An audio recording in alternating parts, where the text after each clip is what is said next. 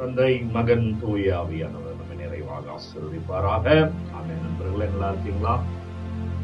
எசேக்கியேல் புத்தகம் 37வது அதிகாரம் 14வது வார்த்தை சொல்கிறது, என் ஆவியை உங்கள் மேல் பொழிவேன். அப்பா இந்த நற்கருணை ஆராதனையில் இந்த வேலைக்கிழமையில குறிப்பா குழந்தைகளுக்கான நாள், குழந்தைய வேலைக்கிழமை, என் ஆவியை உங்கள் மேல் பொழிவேன் என்கிறார். என் ஆவியை உங்கள் மேல் பொழிவேன். அந்த ஆண்டவருடைய ஆவி நம்ம மேல வரதால, ஆவினா தூய ஆவியானவர், அப்பா இறைவன் கடவுள் நம்ம மேல வரதால நம்ம என்ன நடக்கணும்? நமக்குள்ள நீங்களும் உயிர் பெறுவீர்கள். அதான் நான் வாழ்ந்துட்டு தானே இருக்கேன். என்ன உயிர் பெறுதல் என்றால், எங்கெல்லாம் துவர்ந்திருக்கிறாயோ, எங்கெல்லாம் பயந்திருக்கிறாயோ, எங்கெல்லாம் எதிர்காலத்தை குறித்த நடுக்கத்தோடு இருக்கிறாயோ, எங்கெல்லாம் இந்த கேடு என்னவாகுமோ, என்னை எங்க கொண்டு போய் விடுமோ என்று அச்சத்திலே இருக்கிறாயோ, அங்கெல்லாம் ஆண்டவர் சொல்கிறார், நீ பயப்படாத, நீ இதோ இங்க வந்துட்டல்ல, நீ ஜெபத்துக்கு வந்துட்டல்ல, நீ திருப்பலிக்கு வந்துட்டல்ல, நீ ஜெபமாலையை தாங்கிட்டல்ல, ஆராதனை பார்த்து கொண்டிருக்கிறாய் அல்லவா, ஜெபித்துக் கொண்டிருக்கிறாய் அல்லவா. ஆண்டவர் சொல்கிறார், என் ஆவியே உங்கள் மேல் பொழிகிறேன். எனவே உன் பயத்திலிருந்து, உன் கவலையிலிருந்து, உன் எதிர்காலத்தை குறித்த அச்சத்திலிருந்து நீ உயிர் பெறுவாய். நீ சந்தோஷமா இருப்ப, நான் ஆசீர்வதிக்கிறேன் என்கிறார்.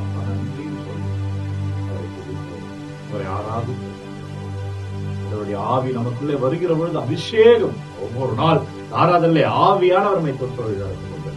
ஆவியானவர் தான் இந்த ஆராதனை வழிநடத்திக் கொண்டிருக்கிறார். அவர் தான் இதை இயக்கிக் கொண்டிருக்கிறார். ஆராதனை மூலமா இத்தனை பிள்ளைகள் பார்த்துக் கொண்டிருக்கிறார்கள், இத்தனை பிள்ளைகள் தங்கள் தேவைகளை அனுப்பி கொண்டிருக்கிறார்கள், விண்ணப்பங்கள் என்றால் அது அவருடைய வல்லமை, ஆசீர்வாதம் தெரியும். செய்தியில ஆவியானவருடைய செயல்பாடுகளை பாருங்க. செய்தி எடுங்க, 4வது அதிகாரம் 14 இருந்து 22 எடுத்து வாசிக்கும். செய்தி 4வது அதிகாரம் 14 22 வரை உள்ள தூயாவின் தூண்டுதலால் ஆண்டவர் இயேசு சொல்கிறார். அங்கு தொழுகை கூட்டத்துக்கு செல்கிறார். எசையாவின் சுருளேடு கொடுக்கப்படுகிறது. அவர் வாசிக்கிறார், வாசித்து சொல்கிறார், நீங்கள் கேட்ட இந்த இறை வார்த்தை இப்பொழுது நிறைவேறுகிறது.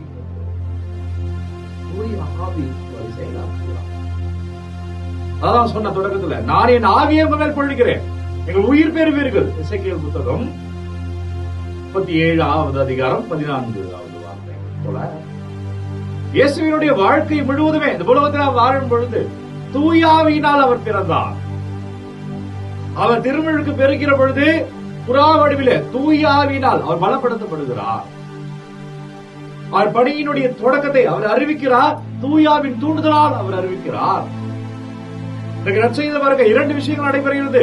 ஒன்று, தூயாவின் தூண்டுதலால் அவர் அறிவிக்கிறார். நீங்க ஆண்டவர் வருகிற பொழுது பிறருக்கு சாட்சியா நிற்பீங்க. உங்களுடைய திறமைய, உங்களுடைய தன்னம்பிக்கைய, உங்களுடைய தன்னடக்கத்தை, உங்களுடைய தாழ்ச்சியை பார்த்து பிறர், ஆஹா இவர் ஜெபிக்கிறார், இவர் ஆண்டவரோடு இருக்கிறார், அதனால அப்படி மாறி இருக்கிறார், இவள் ஆண்டவரோடு இருக்கிறார், அதனால இவர் வெற்றி பெறுகிறாள் என்று உன்னை வைத்து ஆண்டவரை போற்றுவார்கள். அவர் செயலாக்கம் பெறுகிறார், எங்க ஆவியினால் அறிவிக்கிறார். இரண்டாவது, அந்த வார்த்தை வாழ்க்கையாக மாறுகிறது. நீங்கள் கேட்டது இப்ப நிறைவேறியது என்கிறார். வெறும் பேசுவது மட்டுமல்ல, இறைவன் செயலில் காட்டுபவர். பிரியமானவர்களே, ஆராதனை பார்த்துக் கொண்டிருக்க பிள்ளைகளை, இன்றே இந்த வாழ்க்கையில ஆண்டவர் இயேசு கிறிஸ்து திருப்பெயரால் அவர் மேல உள்ள விசுவாசத்தை மட்டுமே வைத்து சொல்லுங்க, இன்றே இந்த வாழ்க்கையில அந்த செயலாக்கத்தை நீங்க காண்பீர்கள். எதை குறித்து இந்த நிமிடம் அச்சப்பட்டுக் கொண்டிருக்கிறீர்களோ, எதை குறித்து இந்த நிமிடம் பயந்து இருக்கிறீர்களோ, எதை குறித்து இந்த நிமிடம் ஒரு ஏக்கத்தோடு, ஒரு கவலையோடு, ஒரு கஷ்டத்தோடு இருக்கிறீர்களோ, ஆண்டவர் இயேசுவின் பெயரில் அது மாறும். நம்பிக்கையோடு ஜெபிக்கிற பிள்ளைகளை ஜெபிங்க. அவர் மாற்றுகிறார். அது மாறி ஆசீர்வாதம் வாழ்க்கையில நடக்கும். அதான் செயலாக. நீ அச்சத்தில் இருந்த நீ தைரியமாக மாறுவாய். நடக்குமா என்ற சந்தேகத்தில் இருந்த நீ நடந்தது போலவே உன் வாழ்க்கை மாறியதை நீ உணர்வாய். ஆண்டவருடைய செயலாக்கம் அது. மீண்டும் அந்த வார்த்தையை நினைவு கூறுகிறேன், என் ஆவியை உங்கள் மீது பொழிவேன். ஒவ்வொரு ஆராதனையும் ஆவி பொழிதல். நாம் காண்கிற ஒவ்வொரு திருப்பலியிலுமே அந்த திவ்ய நற்கருணை பெற்ற ஆண்டவருடைய ஆவியை பெறுகிறோம். அது திருவுடலை, திரு ரத்தத்தை நாம் பெறுகிறோம். ஒவ்வொரு ஜெபமாலையும் அம்மா ஜெபமாலை ஜெபிக்கிற போது நம்மோடு சேர்ந்து இறைவன் நமக்காக முறையிடுகிறார்கள், ஜெபிக்கிறார்கள். ஒவ்வொரு ஜெபமாலையும் ஆண்டவருடைய ஆவியை பெறுதல். அந்த ஆவியை பெற்ற பிள்ளைகள் உயிர் பெறுவார்கள். இறைவாக்கு சொல்லுங்கள். சாட்சியா நம்ம நிற்போம், ஆசீர்வாதமா நம்ம நிற்போம்.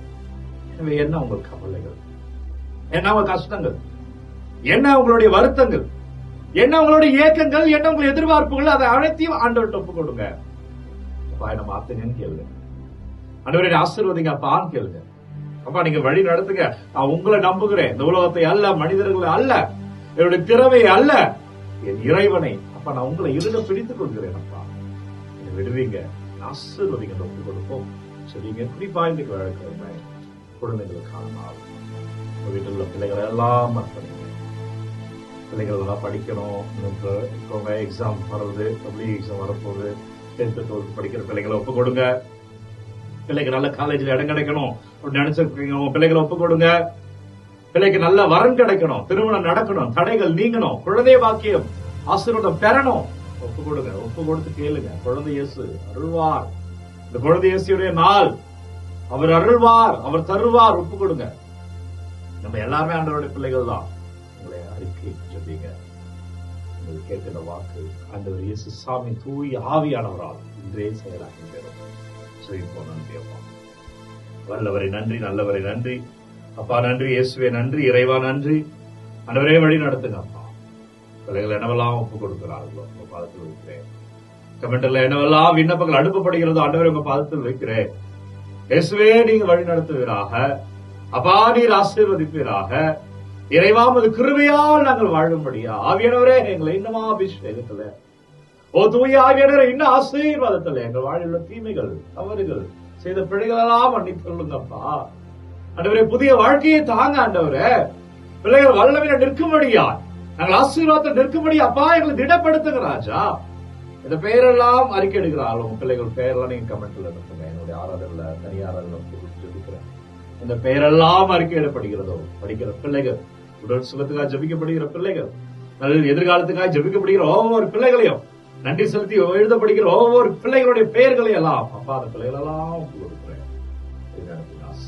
வல்லமையான இறைவனுடைய ஆசீர்வாதத்தை பெற தலை வணங்கி இந்த ஆசீர்வாதத்தை பெற்றுக்கொள்வோமே. எல்லாம் அல்ல இறைவன் நம்மை தந்தை, மகன், தூய ஆவியார் நம்மை நிறைவாக ஆசீர்வதிப்பாராக. இந்த நாளும் இனிய நாளே. பிள்ளைகளே மகிழ்ச்சியாய் வாழ்வீர்கள், அவர் உங்களோடு இருக்கிறார். நண்பர்களே, ஒவ்வொரு நாளும் விடியற் காலை 3 மணிக்கு இந்த ஆராதனை வழங்கி கொண்டிருக்கிறோம். யாருக்கு தேவை நினைக்கிறீங்களோ அவர்களோடு பகிர்ந்து கொள்ளுதல். உங்களுடைய விண்ணப்பங்களை நீங்க கமெண்ட்ல அனுப்புங்க. அதுக்காக தொடர்ந்து நான் ஜெபித்துக் கொண்டிருக்கிறேன்.